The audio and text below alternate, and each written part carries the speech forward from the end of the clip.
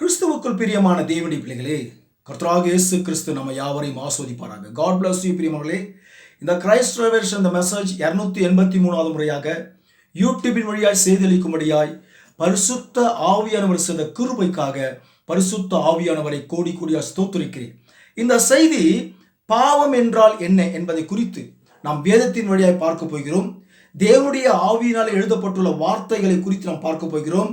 தேவ ஆவியானவர் என்ன பேசியிருக்கிறார் என்பதை குறித்து அவருடைய துணையோடு நாம் பார்க்க போகிறோம். ஆகவே செய்திகளை கூர்ந்து கவனியுங்கள், அநேகருக்கு அனுப்புங்கள். அருமையான வாலிப பிள்ளைகளே, சகோதரிகளே, சகோதரர்களே, தேவனுடைய விலையேறப்பெற்ற பிள்ளைகளே, மூப்பர்களே, ஆசாரியர்களே, சாமியார்களே, இந்த உலகத்தில் எத்தனை பேர் பார்க்கலாம். அதை இப்படி சொல்கிறேன். மணவாட்டி சொல்லி கொண்டிருக்கிற அருமையான மணவாட்டி பிள்ளைகளே, செய்திகளை நீங்கள் பார்ப்பீர்கள் சொன்னால் முழுமையாய் பாருங்கள், அநேகருக்கு நீங்கள் அனுப்புங்கள். ஹல்லேலூயா. சரி, பாவம் என்றால் என்ன? நம்ம எல்லாம் சொல்றோம் பொதுவா, பாவம்னா பொய் பேசுறது, திருடுறது, விபச்சாரம் பண்றது, இச்சிக்கிறது, தாய் தகப்பனுக்கு கீழ்ப்படியாமல் இருக்கிறது, இப்படி அநேக வார்த்தைகளை நாம் சொல்லிக்கொண்டே போகலாம். ஏன்னா நமக்கு நம்முடைய சாமியார்களும் பாஸ்டர்களும் ஐயர்களும் தாய் தகப்பன்மார்களும் நமக்கு இப்படி சொல்லி கொடுத்துட்டாங்க சின்ன வயசுலேருந்து. அதனால பாவம்னா விபச்சாரம் பண்ணுறது, இது மாதிரியா நம்ம நினச்சிக்கிறது. ஆனால் வேதத்தில் பாவம் என்றால் என்ன என்பதை குறித்து நாம் பார்க்க போகிறோம். நீங்கள் எங்கே சுற்றி வந்தாலும் கடைசியில் ஏதேன் தோட்டத்துக்கு தான் நீங்கள் வந்தாகணும். ஆகவே முதல் இந்த உலகத்தில் இருந்தது 2 பேர் தான், ஆதாம் ஏவாள். இந்த ஆதாம் ஏவாள் ஏதேன் தோட்டத்துக்குள்ளே என்ன பாவம் செய்தார்கள்? பாவம்னா என்ன நான் சொல்லிட்டேன் உங்களுக்கு. பாவம் என்பது அவிவிசுவாசம் என்று அநேக வீடியோக்களில் பேசியிருக்கிறேன். ஆனால் அதை முழுமையாக நான் பேசல. இப்போ பரிசுத்தாவை துணியோடு நான் பேசுகிறேன். பாவம் என்பது அவிவிசுவாசம். சரி, பாவம் என்பது அவிவிசுவாசமா என்பதை குறித்து நாம் பார்க்க போகிறோம். நீங்கள் வேதத்திலே ஆதியாகமம் 2ஆம் அதிகாரம் 16, 17 நீங்கள் வாசிங்கள். தயவு செய்து வேதத்தை பிரித்து நீங்கள் வாசிங்கள். நான் வாசிக்கின்றேன். ஆதியாகமம் 2ஆம் அதிகாரம் 16, 17 வசனங்கள். தேவனாகிய கர்த்தர் மனுஷனை நோக்கி, நீ தோட்டத்தில் உள்ள சகல விருட்சத்தின் கனியையும் புசிக்கவே புசிக்கலாம். தோட்டத்தில் உள்ள சகல விருட்சத்தின் கனியை புசிக்கவே புசிக்கலாம். சகல விருட்சத்தின் கனியை புசிக்கவே புசிக்கலாம். ஆனாலும் நன்மை தீமை அறியத்தக்க விருட்சத்தின் கனியை புசிக்க வேண்டாம், புசிக்க வேண்டாம். அதை நீ புசிக்கும் நாளிலே சாகவே சாவா என்று கட்டளையிட்டார் தேவனாகிய கர்த்தர். தேவனாகிய கர்த்தர் ஆதாமுக்கு அந்த வார்த்தையை கொடுத்தார். ஆதாம் தன்னுடைய ஸ்திரியாகிய ஏவாளுக்கு அந்த வார்த்தையை, அந்த உபதேசத்தை அவன் கொடுத்தான். பாருங்க, ஏதேன் தோட்டத்தில் முதல் ஆதாம் தன்னுடைய மனைவியாகிய ஏவாளுக்கு உபதேசம் பண்றான். சின்ன உதாரணம் சொல்றேன், இதுக்கு செய்தியில சொல்றேன், உபதேசம் பண்றான். ஆனா இன்னைக்கு சாத்தான் என்ன பண்ணிட்டான்னு கேட்டாக்கா, டேய் ஆதாம்களே நீங்களாம் பேசக்கூடாது, ஸ்திரீ தான் பேசணும் பலிபடுத்தல நின்று அப்படி சொல்லிட்டு சாத்தான் இன்னைக்கு உல்டாவா மாத்தி ஸ்திரீகளை பலிபடுத்தல நிக்க வச்சு பேச வைக்கிறான். இன்னைக்கு இருக்கிற ஆம்பளைங்க, புருஷர்மார்கள், கிறிஸ்துவ ஆண்கள், கிறிஸ்துவ பிள்ளைகள் அந்த பலிபடுத்தல நின்று பேசுகிற அந்த சிறுநீக உபதேசத்தை உக்காந்துன்னு கேட்டுன்னு இருக்கிறாங்க. சாத்தான் பத்தி எப்படி வச்சுட்டான், இன்னைக்கு இருக்கிற உலகம் எப்படி மாறிடுச்சு பார்த்தீங்களா? இன்னொன்னும் மாத்திட்டான் இப்ப சாத்தான் புதுசா. என்ன தெரியுமா? திருநங்கை அவர்களையும் பலிபடுத்தல வைத்து பேசும்படியாய் சாத்தான் வைத்து விட்டான். ஆனா ஏதேன் தோட்டத்திலே முதலாக தேவனுடைய வார்த்தை ஆதாமுக்கு வந்தது. ஆதாம் தன் மனைவியாகிய ஏவாளுக்கு, அந்த ஸ்திரீக்கு தேவனுடைய வார்த்தையை, சத்தியத்தை உபதேசம் பண்ணினான். என்னவென்று தேவனாகிய கர்த்தர் என்னிடத்தில் இப்படி சொன்னாரு, அதனால நான் உனக்கு சொல்றேன், நன்மை தீமை அறியத்தக்க விருட்சத்தின் கனியை புசிக்க வேண்டாம் என்று கர்த்தர் என்னிடத்தில் சொன்னாரு. நீ புசிக்கும் நாளிலே சாகவே சாவா என்று கட்டளையிட்டிருக்கிறார் ஏவாள். ஆகவே நன்மை தீமை அறியத்தக்க விருட்சத்தின் கனியை நாம் புசிக்க கூடாது. அப்படி புசித்தால் நாம் மரித்து விடுவோம், செத்து போய் விடுவோம், சாவும் நமக்கு வரும் என்று ஆதாம், ஆண் புருஷன், அவன் முதலிலே ஏதேன் தோட்டத்திலே ஸ்திரீயானவளுக்கு உபதேசம் செய்தான். இந்த வார்த்தையை, தேவனுடைய வார்த்தையை அவர்கள் இருவரும், ஆதாமும் ஏவாளும் இருவருமே தேவனுடைய வார்த்தையை விசுவாசித்து, நிறைய பேர் சொல்லுவாங்க என்கிட்ட, நிறைய பேர் நான் கேட்பேன், பாஸ்டர் முதல் கொண்டு கேட்பேன், ஏதேன் தோட்டத்தில் என்ன பண்ணாங்கன்னு கேட்டாக்கா, பிரதர்ஸுங்க சொல்லுவாங்க, நிறைய பிரதர்ஸுங்க, அவங்க தேவனுக்கு விரோதமாக கீழ்ப்படியாமல் போயிட்டாங்க. எல்லாம் சொல்றது, பாஸ்டர் கூட சொல்லுவாங்க அவங்க கீழ்ப்படியாமல் போயிட்டாங்க. ஆனால் முதலிலே கீழ்ப்படியாமல் போனது ஒன்று உண்டு, கரெக்டு. ஆனால் அதுக்கு முன்பாக என்ன வருகிறது என்பது வேதத்தின் வழியாக உங்களுக்கு காண்பிக்க போறேன், பரிசுத்தாவி துணியோடு. ஆனால் அந்த கீழ்ப்படியாமல் போனாங்க பார்த்தியா, அந்த கீழ்ப்படியாமல் போனாங்களே, அதுக்கு மூல காரணம் என்ன என்பதை தான் உங்கள்கிட்ட நான் இப்போ பேச போகிறேன். பாவம்னா அவிவிசுவாசம் என்பதை குறித்து தான் நான் உங்கள்கிட்ட பேசுகிறேன். இப்போ ஆதாமும் ஏவாளும் அந்த தேவனுடைய வார்த்தையை, தேவனுடைய சத்தியத்தை, ஐயோ அந்த பழத்தை சாப்பிட்டா நம்ம செத்துருவோன்னு கர்த்தர் சொல்லிட்டாரு, ஆகவே அந்த பழம் நம்ம சாப்பிடக்கூடாது. அந்த பழம் பேர் என்னன்னு கேட்டாங்க, நிறைய கத்தோலிக் பீப்புள் சொல்லுவாங்க அந்த பழம் பேர் ஆப்பிள்னு சொல்லிட்டு சொல்லிட்டாங்க. அது சாத்தானுடைய உபதேசம், பிசாசுடைய காரியம். இன்றைக்கு நாளாக கத்தோலிக் மதத்தில் இருக்கும்போது, சின்ன பையனாக இருக்கும்போது எனக்குலாம் உபதேசம் சொன்னது அதுதான். ஆப்பிள் பழத்தை சாப்பிட்டாங்க ஆதாமும் ஏவாளும். ஆதாமும் ஏவாளும் ஆப்பிள் பழத்தை சாப்பிட்டதினாலே பாவம், அதாவது அவங்க இந்த பாவத்துடைய தன்மையை அவர்கள் செய்யவில்லை. அது பாவத்துடைய தன்மை. பாவம்னா என்னதான் உங்கள்கிட்ட பேச போற, பாவத்துடைய தன்மையை செய்தாங்க. அது ஆப்பிள் பழமே இல்லை. ஏன்னா தீர்க்கதரிசிகளால் எழுதப்பட்டுள்ள வார்த்தை இந்த பழத்துக்கு பேர் என்னன்னு கேட்டாக்கா ஏப்ரிகாட். ஏப்ரிகாட் என்று சொல்லப்படுகிறது. சரித்திர புத்தகத்திலே நான் வாசித்ததை உங்களிடத்தில் சொல்கிறேன். அந்த ஆதாமும் ஏவாளும் சாப்பிட்ட அந்த பழம் என்னக்கா ஏப்ரிகாட், அந்த பழம் பேர். சரி, அது ஒரு பக்கம் இருக்கட்டும். ஆக இந்த ஆதாமும் ஏவாளும் தேவனுடைய சத்தியத்தை, உபதேசத்தை அவர்கள் முதலிலே விசுவாசம் உள்ள பிள்ளைகளாக ஏதேன் தோட்டத்திலே இருந்தார்கள். தேவனுடைய வார்த்தையை நம்பினார்கள். தேவனுடைய அந்த சத்தியத்தை விசுவாசித்து அவர்கள் ஏதேன் தோட்டத்திலே நிர்வாணமாக ஒரு தேவனுடைய புத்திரராக அவர்கள் ஏதேன் தோட்டத்திலே வாழ்ந்து கொண்டு வந்தார்கள். எத்தனை மாதம் வாழ்ந்தார்கள், எத்தனை வருஷங்கள் வாழ்ந்தார்கள் என்று அடியனுக்கு தெரியல. என்றைக்காவது பரிசுத்த ஆவியானவர் டீச் பண்ணான்னு சொன்னாக்கா நிச்சயமா உங்களிடத்தில் நான் அதை காண்பிப்பேன்.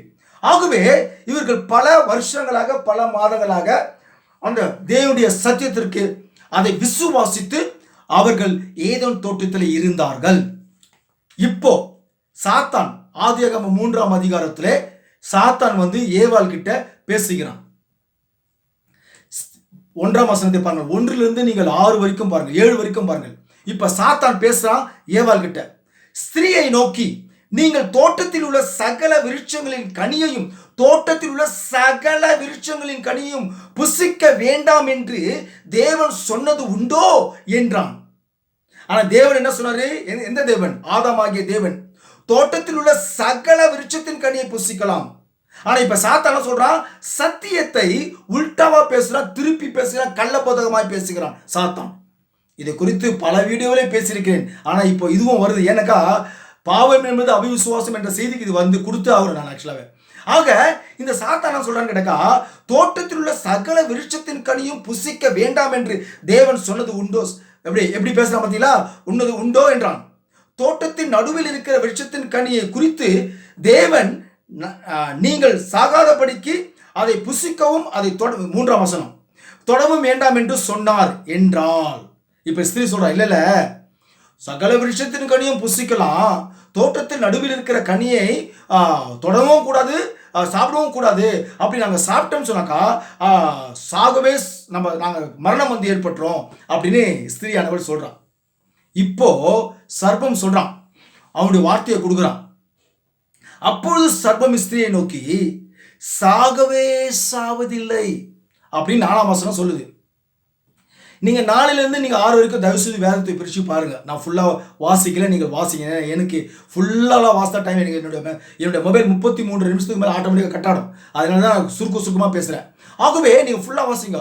சாத்தா ஒரு உபதேசத்தை கொடுக்குறான், ஏவாள் நீங்கள் சாகவே சாவதில்லை, உங்கள் கண்கள் திறக்கப்படும், நன்மை தீமைகள் அறிந்து கொள்வீர்கள், தேவர்களைப் போலவே மாறிவிடுவீர்கள் அப்படின்னு நயவஞ்சகமான உபதேசத்தை, கள்ள வார்த்தைகளை சாத்தான் ஏவாளுக்கு கொடுக்குறான். நீ அதை சாப்பிட்டினா சாக மாட்ட, தேவதூதனை போலவே மாறிடுவேன் அப்படின்னு நெய்வஞ்சகமான வார்த்தையை அவர்களை மயக்கி, வேதம் சொல்லியது புதிய ஏற்பாட்டிலே அவர் உங்களை மயக்குகிறவனா இருக்கிறான் சாத்தான். ஆகவே இந்த ஏவாளை தன்னுடைய வார்த்தையினாலே மயக்கி வைத்து விட்டான். இப்போ இந்த ஏவாள் நல்லா புரிஞ்சுக்கோ, ஏதேன் தோட்டத்தில் மிகப்பெரிய தவறு தன்மை நடந்தது, பெரிய தவறு நடந்தது, பாவம் இல்லை தவறு நடந்தது.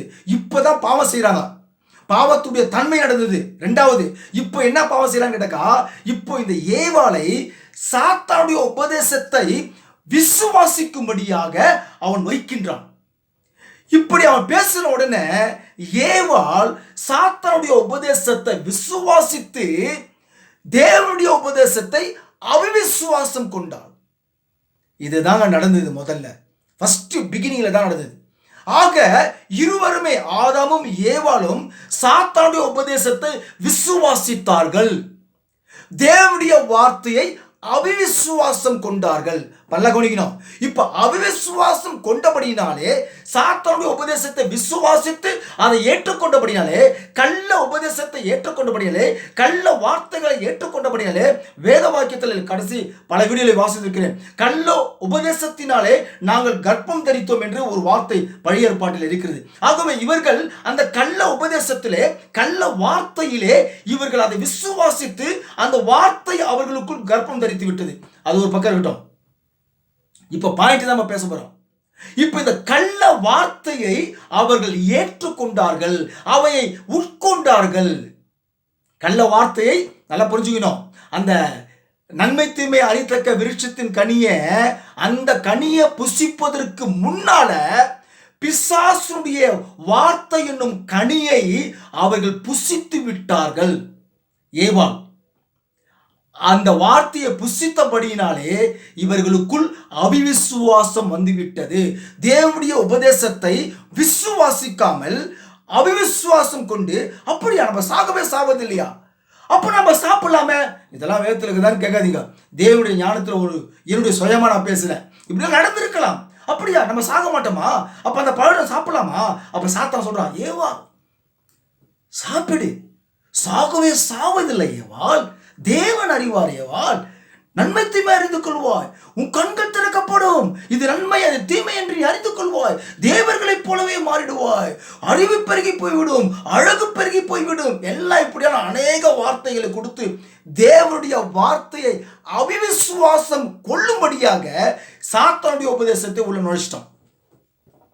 ஏதேன் தோட்டத்தில் தேவனுடைய வார்த்தையை ஃபர்ஸ்ட் இந்த ஆதாமும் ஏவாளும் தேவனுடைய வார்த்தையை அவிசுவாசம் கொண்டார்கள். அந்த அவிசுவாசம் கொண்டபடியினால்தான் இவர்கள் அந்த அவிசுவாசத்தின் தன்மை நிமித்தமாக ஏவாள் சாத்தானோடு விபச்சாரம் முதல் செய்தாள். இது ஆவிக்குரிய கருத்து. மாமிச பிரகாரமாக அந்த ஆப்ரிகாட் பழத்தை சாப்பிட்டாங்க, அதுக்கப்புறம் பாவம் பிறந்ததுன்னு பெந்தகோஸ்து பீப்புள் சொல்றாங்க, ஆப்பிள் பழத்தை சாப்பிட்டாங்கன்னு. ஆனால் அதெல்லாம் முன்னால முதல்ல தேவனுடைய வார்த்தையை அவிசுவாசம் கொண்டபடினால தான் அந்த அவிசுவாசத்தின் நிமித்தமாக பாவம் செய்தார்கள். ஆக பாவம் என்றால் என்னன்னு கேட்டாக்கா, அவிசுவாசம் தான் பாவம் என்று வேத வாக்கியம் கூறுகிறது. சரி, நீங்கள் பாருங்கள், ரோமர் 14 அதிகாரம் 23 வசனத்தை நீங்கள் பாருங்கள். ரோமர் 14 அதிகாரம் 23 வசனத்தை பாருங்கள். அங்கே ஒரு வார்த்தை இருக்கும். நான் அது கொஞ்சம் பெருசா இருக்கும், நான் ஒரே ஒரு லைன் மட்டும் வாசிக்கிறேன். அங்கே வசனம் இருக்கும், ஒரு வசனம்,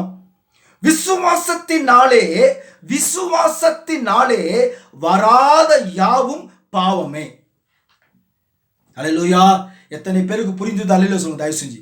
விசுவாசத்தினாலே வராத யாவும் பாவமே. ஆக ஏதேன் தோட்டத்திலே தேவனுடைய வார்த்தையை அவர்கள் விசுவாசத்தில் கொள்ளாமல் இருந்தபடினால்தான் அவர்கள் பாவம் ஏற்பட்டது. அப்போ ரெண்டு இருக்குது உலகத்துல, ஒன்னு விசுவாசம், ஒன்னு அவிசுவாசம். விசுவாசத்தை கொடுப்பவர் இயேசு கிறிஸ்து, விசுவாசத்தை தொடங்குபவர் இயேசு கிறிஸ்து. அவிசுவாசத்தை கொடுக்குது சாத்தான். அப்ப சாத்தான் கிட்ட என்ன இருக்குதுன்னு கேட்டாக்கா அவிவிசுவாசம் இருக்குது, இயேசு கிறிஸ்து கிட்ட விசுவாசம் இருக்குது. விசுவாசம் என்னும் ஆவியை 2 பேருக்கும் கொடுத்தாரு. இப்ப சாத்தான் என்ன பண்ண கேட்டாக்கா இந்த 2 பேருக்குமே அவிவிசுவாசம் என்னும் ஆவியை அந்த 2 பேருக்குமே சாத்தான் கொடுத்து விட்டான். ஏதேன் தோட்டத்திலே முதல் அவிவிசுவாசம் கொண்டது யார் என்று பார்க்க போனால் ஆதாமும் ஏவாளும் தேவனுடைய சத்தியத்தை அவர்கள் மறுதலித்து அவிவிசுவாசம் கொண்டு சாத்தானுடைய சத்தியத்தை விசுவாசித்தபடினாலே அவர்கள் பாவத்துடைய தன்மையை செய்தார்கள். ஹல்லேலூயா. ஆகவே பாவம் என்பது அவிவிசுவாசம், அவிவிசுவாசம் என்பது பாவம். விபச்சாரம் செய்யாதிருப்பாயாக என்று தேவன் கூறுகிறார். அந்த உபதேசத்தை, அந்த வார்த்தையை நானே விசுவாசிக்கல. விபச்சாரம் செய்யாதிருப்பாயாக என்று வேதத்தில் எழுதப்பட்டுள்ள வார்த்தை அது. அந்த வார்த்தையை நான் விசுவாசிக்கல. விசுவாசிக்காதபடியினாலே தான் நான் விபச்சாரம் செய்கின்றேன். 2ஆம் மரணம் ஒன்று உண்டு ஜோசப் அப்படின்ற வேத வாக்கியம் சொல்கிறது. அந்த 2ஆம் மரணத்தை நான் விசுவாசிக்கல. நான் செத்த பிறகு மரணம் வந்தா என்ன வரலன்னா யாரையும் அதில் பார்த்தான், நான் அதெல்லாம் விசுவாசிக்க மாட்டேயா. அந்த உபதேசத்தை 2ஆம் மரணம் ஒன்று உண்டு வெளிப்படுத்துற புத்தகம் 21ஆம் அதிகாரத்தில் 8ஆம் வசனம் சொல்கிறது. அப்படின்னு வசனம் சொல்லுது. அந்த உபதேசத்தை, தேவன் சொன்ன உபதேசத்தை, அந்த வார்த்தையை நான் விசுவாசிக்கல. மரணத்தை யாரையா பார்த்தா? 2ஆம் மரணம் உண்டு போய் அப்படி செத்தா பார்த்துக்கலையா? அப்ப அந்த உபதேசத்தை நான் விசுவாசிக்காமல் இருக்கிறபடினால்தான் உலகத்துக்குரிய தன்மைகள், அந்த பாவத்துடைய தன்மைகளை நான் உலகத்தில் செய்து கொண்டு வருகிறேன். அதுதான் ஏதேன் தோட்டத்தில் நடந்தது. ஆகவே பாவம் என்பது என்னன்னு கேட்டாக்கா அவிவிசுவாசம் என்று வேத வாக்கியம் கூறுகிறது. சாத்தான் அவிவிசுவாசம் என்னும் ஆவியை அவர்களுக்குள் கொடுத்தான். வேதத்தில் எழுதப்பட்ட ரோமர் 14:23 விசுவாசத்தினாலே வராத யாவும் பாவமே. ஹல்லேலூயா. புரிந்தவர்கள் அல்ல என்று சொல்லுங்கள் தயவு செய்து. சரி, நீங்கள் மார்க் 16ஆம் அதிகாரம் 9 நீங்கள் 14 வரைக்கும் வாசித்து பாருங்கள். மார்க் 16 அதிகாரம் 9 14 வரைக்கும் நான் சுருக்கமாக வாசிக்கிறேன். இந்த மகதலேனா மரியாளும் எம்மாவூர் சீடர்கள் 2 பேர் இயேசு கிறிஸ்துவை தரிசிப்பாங்க. மகதலேனா மரியா கல்லறையில் போய் இயேசு கிறிஸ்துவை போய் தரிசிப்பான். இவர்கள் எல்லாருமே என்ன பண்ணாங்க, சீடர்கிட்ட போய் சொல்றாங்க, நாங்கள் இயேசுவை பார்த்தோம் என்று. ஆனால் சீடர்கள் அதை நம்புவது கிடையாது. இப்ப இயேசு சொல்றார் 14ஆம் வசனத்துல, அவர்களுக்கு அவர் தரிசனமாகி உயிர்த்தெழுந்திருந்த தம்மை கண்டவர்களை அவர்கள் நம்பாமல் போனது நிமித்தம் அவர்களுடைய அவிவிசுவாசத்தை குறித்து அவர்களை கடிந்து கொண்டார். ஹல்லேலூயா. அவிவிசுவாசத்தை குறித்து கர்த்தர் சீடர்களை கடிந்து கொள்கிறார். ஹல்லேலூயா. ஏதேன் தோட்டத்திலே இந்த ஆதாமும் ஏவாளும் அவர்கள் அவிவிசுவாசத்தின் நிமித்தமாக தான் கர்த்தர் அவர்களை ஏதேன் தோட்டத்தை விட்டு வெளியே துரத்தினார். ஹல்லேலூயா. அவிவிசுவாசத்தின் நிமித்தமாக தான் அவர்கள் அந்த பாவத்தின் தன்மையை அந்த ஏதேன் தோட்டத்தில் செய்தார்கள். என்ன பண்றது செய்தாங்க? நான் நிறைய வீடியோல சொல்லுகிறேன், அது யாருமே ஏற்றுக்கொள்வது கிடையாது. சாத்தான் அந்த ஏவாளை கற்பழித்தான் என்று வேதத்திலே திட்டமிட்டமாக மறைப்பொருளாக எழுதப்பட்டுள்ள வார்த்தை. பட் பாஸ்டர்களை அதை நம்பல, விசுவாசிங்க நம்ப போது சரி, அதை பற்றி எனக்கு கவலை இல்லை. சொல்ற வேண்டிய சத்தியத்தை சொல்ல வேண்டியது சொல்லணும், தைரியமாக சொல்லுங்கள். சத்தியத்தை சத்தியமாக சொல்லத்தக்க தைரியத்தை பரிசுத்த ஆவியானவர் கொடுத்திருக்கிறார். நான் சொல்றேன், அது பாவத்துடைய தன்மை. அங்கே சீடர்களை கர்த்தர் கடிந்து கொண்டார். இங்கே ஏதேன் தோட்டத்திலே ஆதாமையும் ஏவாளையும் கடிந்து கொண்டு ஏதேன் தோட்டத்தை விட்டு வெளியே விரட்டினார். நீங்கள் எபிரியர் 3ஆம் அதிகாரம் நீங்கள் 2:12 நீங்கள் பாருங்கள். எபிரியர் 3ஆம் அதிகாரத்திலே 12:19 நீங்கள் பாருங்கள். ஜீவனுள்ள தேவனை விட்டு விலகுவதற்கு எதுவாக அவிசுவாசம் உள்ள பொல்லாத இருதயம் உங்களுக்குள் ஒருவனுக்கும் இராதபடிக்கு எச்சரிக்கையாருங்கள். அப்போ இது முதல்ல பேசிக் எங்க நடந்தது? இந்த உபதேசம், இந்த பொல்லாத இருதயத்தை, அதாவது அவிசுவாசம் உள்ள பொல்லாத இருதயத்தை ஏதேன் தோட்டத்திலே சாத்தான் முதல் அங்கே கொடுத்தான். யாருக்கு? ஏவாளுக்கு, பின்பு ஆதாமுக்கு. இந்த அவிசுவாசம் உள்ள பொல்லாத இருதயம் அவர்களுக்கு முதல்ல வந்தபடியினால்தான் அந்த அவிசுவாசம் உள்ள பொல்லாத இருதயம் அநேக கிறிஸ்தவர்கள் உள்ளத்துல இப்போ இருக்குது. ஹல்லேலூயா. அந்த அவிசுவாசம் உள்ள பொல்லாத இருதயம் இருக்கிறபடினால்தான் விசுவாசத்தில் வராத யாவும் பாவமே என்று வேத வாக்கியம் கூறுகிறது. ஆகவே உங்களுக்குள் விசுவாசம் இல்லாமல் இருக்கிறபடினால்தான் பாவம் செய்கிறீர்கள், அவிசுவாசம் செய்கிறீர்கள். அவிசுவாசம் தான் பாவம் என்று வேதத்தில் எழுதப்பட்டுள்ள வார்த்தை குறித்து உங்களிடத்தில் பேசிக்கொண்டு வருகிறேன். அல்லேலூயா. இன்னொன்று பாருங்கள், 19ஆம் வசனத்தை. அவிசுவாசத்தினாலே அவர்கள் அதிலே பிரவேசிக்க கூடாமற் போயிற்று என்று பார்க்கிறோம். யாரு? இஸ்ரவேல் ஜனங்கள், தேவனுடைய பிள்ளைகள். ஹல்லேலூயா. தேவனுடைய பிள்ளைகள் அவர்களுடைய அவிசுவாசத்தின் நிமித்தமாக பாலும் தேனும் ஓடுகிற அந்த தேசத்திலே அவர்கள் போகாமல் வழியிலேயே தேவன் அவர்களை சாகடித்து விட்டார். அவிசுவாசத்தின் நிமித்தமாக அவர்களை சாகடித்து விட்டார். அங்கே ஏதேன் தோட்டத்திலே அவர்கள் அவிசுவாசத்தின் நிமித்தமாக மரணத்தை அவர்கள் தெரிந்து கொண்டார்கள். தேவன் கொடுக்கல மரணத்தை, தேவன் கொடுக்கல மரணத்தை மனிதன் தெரிந்து கொண்டான். இரண்டாவது, மரணத்தை சாத்தான் கொடுத்தான், மரணத்தை. ஹல்லேலூயா. ஆகவே இந்த அவிசுவாசத்தின் நிமித்தமாக அவர்கள் பாலும் தேனும் ஓடுற தேசத்திலே பிரவேசிக்கவில்லை.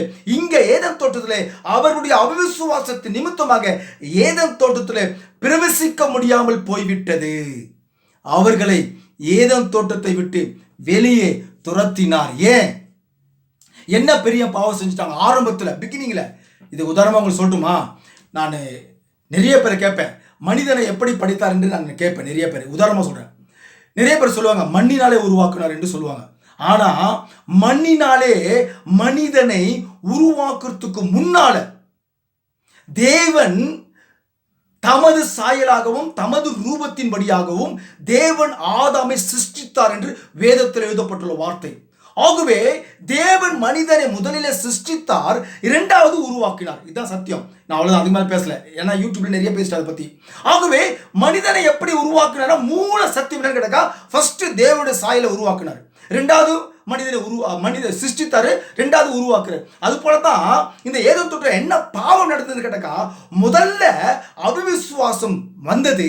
அவிசுவாசத்தின் நிமித்தமாக, அந்த பாவத்தின் நிமித்தமாக அந்த அவிசுவாசத்துடைய தன்மை அங்கே நடந்தது.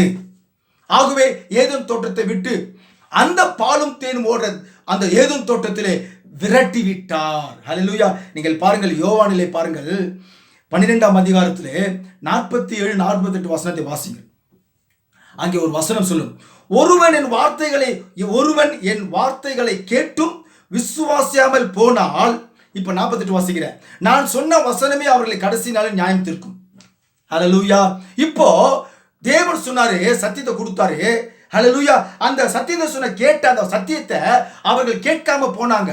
கேட்காம போனது நிமித்தமாக அவர் சொன்ன வசனமே அவர்களுக்கு மரணம், சாவு ஏற்பட்டது. அவர் என்ன சொன்னாரு? நீ புசிக்கும் நாளிலே சாகவே சாவாய். அந்த உபதேசத்தை அவர்கள் கேட்க மறுத்தார்கள், கேட்க அவிசுவாசம் கொண்டார்கள். அவர் சொன்னபடியே அது நடந்தது, மரணம் நடந்தது. ஹல்லேலூயா. ஆகவே அங்கே ஏதேன் தோட்டத்திலே முதலிலே அவிசுவாசம் ஏற்பட்டது.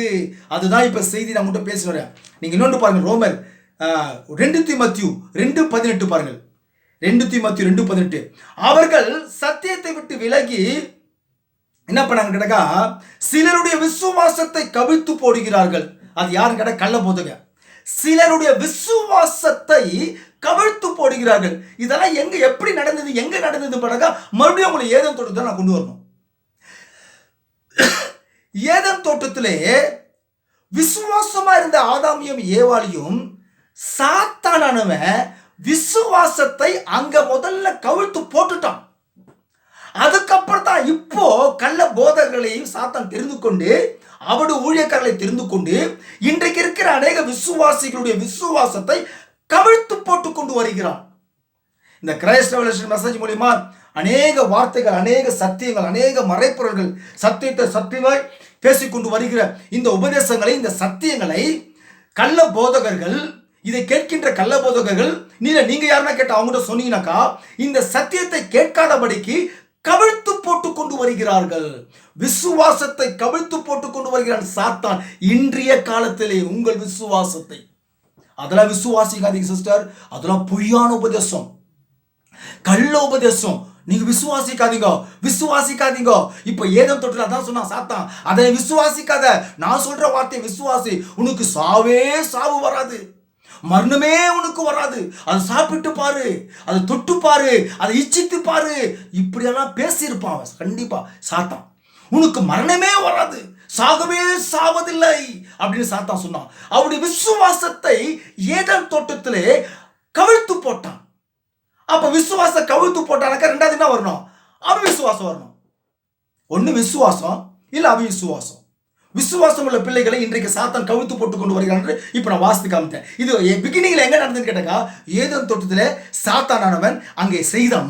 முதலே விசுவாசத்தை, அவருடைய விசுவாசத்தை, ஆதாமுக்குள் ஏவாளுக்குள் இருந்த விசுவாசத்தை அவன் கவிழ்த்து போட்டான். வேத வாக்கியம் சொல்லுகிறது, விசுவாசத்தில் வராத யாவும் பாவமே. ஹல்லேலூயா. விசுவாசத்தில் வராத யாவும் பாவமே. அப்போ பாவம் என்ன கேட்டாக்கா, அவிசுவாசம் தான் பாவம். சரி, நீங்கள் பாருங்கள், இன்னொரு வசனத்தை உங்களுக்கு வாசித்து காண்பிக்கின்றேன். ரோமர் 16 அதிகாரம் 25-26 நீங்கள் பாருங்கள். ரோமர் 16 25-26. ஆதி காலம் முதல் அடக்கமா இருந்து, அப்படியே ஃபுல்லா நீ வாசிங்க. சகல ஜாதிகளும் விசுவாசத்திற்கு கீழ்ப்படியும் பொருட்டு, சகல ஜாதிகளும் விசுவாசத்திற்கு கீழ்ப்படியும் பொருட்டு அவர்களுக்கு அறியப்பட்டதுமாயிருக்கிற ரகசியத்தை வெளிப்படுத்துகிறதான, ஹல்லேலூயா, விசுவாசத்திற்கு கீழ்ப்படியும் பொருட்டு. அப்போ முதல்ல விசுவாசம், இரண்டாவது கீழ்ப்படிதல். ஹல்லேலூயா. முதல்ல விசுவாசம், இரண்டாவது கீழ்ப்படிதல். விசுவாசத்திற்கு கீழ்ப்படியும் பொருட்டு. அப்ப ஏதேன் தோட்டத்திலே ஆதாமும் ஏவாளும் விசுவாசத்திற்கு கீழ்ப்படிந்திருந்தார்கள். இந்த சாத்தான் எப்ப ஏவாளை சந்தித்தானோ, அந்த விசுவாசத்திற்கு கீழ்ப்படியாமல் இருக்கும்படியாக அவருடைய சத்தியத்தை ஏதேன் தோட்டத்தில் அவர்களுக்கு கொடுத்து அவருடைய விசுவாசத்தை சாத்தான் கவிழ்த்து போட்டான். ஹல்லேலூயா, பிரைஸ் தி லார்ட். ஆக விசுவாசத்திற்கு கீழ்ப்படியும் பொருட்டு ஒரு மனிதன் ஃபர்ஸ்ட் கீழ்ப்படிதல் எப்படி வருதுன்னு கேட்டீங்கன்னாக்கா, ஃபர்ஸ்ட் விசுவாசிக்கணும். நீ விசுவாசித்தா தான் உனக்கு கீழ்ப்படிதல் வரும். நீ விசுவாசிக்கலாம் உனக்கு கீழ்ப்படிதல் வராது. ஹல்லேலூயா. இங்க வசனம் அதுதான் சொல்லுது, விசுவாசத்திற்கு கீழ்ப்படியும் பொருட்டு அவர்களுக்கு அறியப்பட்டதுமா இருக்கிற ரகசியத்தை அப்போஸ்தலனாகிய பவுல் பேசின அந்த உபதேசத்தை உறுதிப்படுத்துறார் ஆண்டவர். நீங்க முழுசா வாசிங்க. ஹல்லேலூயா. ரோமர் 1:7 நீங்கள் பாருங்கள். ரோமர் 1:7. தமது நாமத்தின் நிமித்தம் விசுவாசத்துக்கு கீழ்ப்படியும் பண்ணும் பொருட்டு எங்களுக்கு கிருபையும் அப்போஸ்தல ஊழியத்தையும் அருளி செய்திருக்கிறார். ஹல்லேலூயா. தமது நாமத்தின் நிமித்தம் விசுவாசத்திற்கு கீழ்ப்படியும் பண்ணும் பொருட்டு. ஆக ஒரு சகோதரனோ சகோதரியோ விசுவாசத்திற்கு கீழ்ப்படியணும்.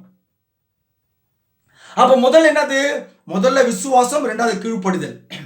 அப்ப விசுவாசத்திற்கு கீழ்ப்படிந்திருந்த இந்த ஆதாமையும் ஏவாளையும் சாத்தான் அவங்கிட்ட இருக்கிற அவிசுவாசத்தை ஏதேன் தோட்டத்திலே முதல் அங்கே அவர்களுக்கு கொடுத்தது நிமித்தமாக தான் இரண்டாவதாக அந்த அவிசுவாசத்தின் தன்மை, அதாவது பாவத்தின் தன்மையை அங்கே ஏதேன் தோட்டத்திலே அங்கே விபச்சாரம் நடந்தது. பொல்லாங்கினால் உண்டான காயினை போல் இருக்க வேண்டாம். இதுக்கு பல ஆதாரங்களை குறித்து பேசியிருக்கிறேன். ஆனா இந்த பொல்லாங்கினால் உண்டான வசனத்தை ஸ்தாபன பாஸ்டர்கள் தப்பாக இதை இப்ப நான் வாசித்து காமிச்சேன் இல்லையா? ஒரு அருமையான ஒரு வசனம் வேதத்திலிருந்து உங்களுக்கு வாசித்து காமிச்சேன். என்ன வாசித்து காமிச்சேன்? அவர்களுடைய விசுவாசத்தை கவிழ்த்து போட்டான் என்று உங்களுக்கு வாசித்து காமிச்சேன். ஹல்லேலூயா. சிலருடைய விசுவாசத்தை கவிழ்த்து போட்டான். 2 தீமோத்தேயு 2:18. அததான் இன்றைக்கு ஸ்தாபனத்துல சாத்தான் பாஸ்டர் மூலியமாக செய்து கொண்டு வருகிறான். பிரபலமான பாஸ்டர்கள் யாரா இருக்கிறானோ அந்த பிரபலமான பாஸ்டர் உள்ளத்துல சாத்தான் உள்ள புந்து, எப்படி ஏதேன் தோட்டத்திலே சர்ப்பம் சொல்லக்கூடிய அந்த மிருகத்துக்குள்ள சாத்தான் பிசாசு போனானோ, இன்றைக்கு இருக்கிற மிருக மனிதர்களுக்குள்ள அந்த ஆவி போய், சாத்தானுடைய ஆவி போய் இந்த சத்தியங்களை, விசுவாசத்தை, உங்களுடைய விசுவாசத்தை கவிழ்த்து போட்டு கொண்டு வருகிறான். அல்லேலூயா. விசுவாசத்தில் வராத யாவும் பாவமே. ஆகவே அருமையான விலையேற பெற்ற தேவனுடைய விசுவாசிகளே, தேவனுடைய பிள்ளைகளே, அருமையான என் அருமை சகோதரிகளே, பாவம் என்பது அவிவிசுவாசம். உனக்குள் அவிவிசுவாசம் இருக்கிறபடினால்தான் இன்னைக்கு நீங்க அந்த பாவத்துடைய தன்மைகளை விபச்சாரம் செய்யறதோ, இச்சிக்கிறதோ, களவு செய்யறதோ, கொலை செய்யறதோ, தேவனுடைய உபதேசத்துக்கு மீறி நடக்கிறதோ, இதெல்லாம் ஏன் கேட்டேக்கா, உனக்குள்ள அவிசுவாசம் என்னும் பாவம் இருக்கிறபடினால்தான் நீங்கள் செய்து கொண்டு வருகிறீர்கள். ஆகவே வேத வாக்கியம் கூறுகிறது, அருமையான ஒரு வார்த்தை கூறுகிறது, ரோமர் 14:23, விசுவாசத்தில் வராத யாவும் பாவமே. ஆக பாவம் என்பது அவிசுவாசம். இன்றைக்கு மனிதர்கள் செய்கிற தவறு எல்லாம் அந்த அவிசுவாசத்தின் தன்மை நிமித்தமாக, பாவத்தின் தன்மை நிமித்தமாக இவைகள் எல்லாம் தவறுகள் செய்து கொண்டு வருகிறார்கள். ஆகவே நீங்கள் அத்தனை பேருமே விசுவாசம் உள்ள பிள்ளைகள். அதாவது ஆண்டவர் சொன்னாரு, கடைசி நாட்களிலே விசுவாசத்தை காண்பேனோ. இயேசு கிறிஸ்து சொல்லிட்டாரு. ஏன்னா கடைசி நாட்களிலே விசுவாசத்தை பார்க்க முடியாது. சாத்தான் எல்லார் உள்ளத்திலும் கள்ள உபதேசத்தை கொடுத்து அவிசுவாசம் உள்ள பிள்ளைகளை தான் வைத்து இருக்கிறான். ஆகவே கடைசி நாட்களே விசுவாசத்தை பார்க்க முடியாது. ஏதேன் தோட்டத்திலே தேவன் அவர்களிடத்திலே விசுவாசத்தை பார்க்க முடியவில்லை. இந்த பூமியிலும் அநேகரிடத்திலே விசுவாசத்தை பார்க்க முடியாது. ஆகவே வெளியேறப்பட்ட அருமையான சகோதரி சகோதரர்களே, விசுவாசமாக தேவனுடைய வார்த்தைகளை நீங்கள் எல்லாவற்றையும் விசுவாசித்து விசுவாசத்திலே வளருங்கள், விசுவாசத்திலே ஜீவியுங்கள், விசுவாசம் உள்ள உபதேசத்தை குறித்து கேளுங்கள். அப்பொழுது விசுவாசத்தை கொடுக்கிறவராகிய கர்த்தர் உங்களுக்கு அதிக விசுவாசங்களை அவர் கொடுப்பார். ஹல்லேலூயா. God bless you பிரியமானவர்களே. கர்த்தர் உங்களையும் அடியனையும் கர்த்தர் ஆஸ்வதிப்பார். தொடர்ந்து பார்த்து கொண்டு வாருங்கள், அநேகருக்கு அனுப்புங்கள். God bless you.